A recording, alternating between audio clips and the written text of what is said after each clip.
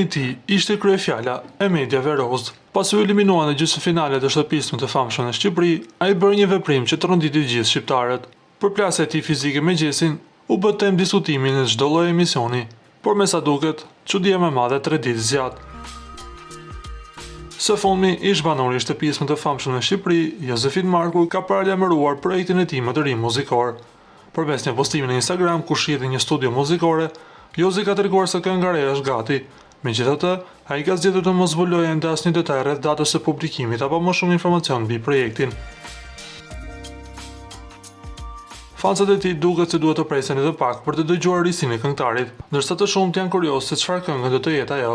Nga ana tjetër na duhet të kujtojmë se Loredana, e dashura e Jozit për sa kohë ishte në shtëpinë e famshme, ka deklaruar se ndjenjat për të i ka akoma, por ende nuk kanë pasur një komunikim të mirëfillt. Se çfarë do të ndodhë mes tyre, na mbetet vetëm të presim. Ju lutem klikoni tek butoni subscribe për të marrë të rejat më të fundit nga Showbizi shqiptar.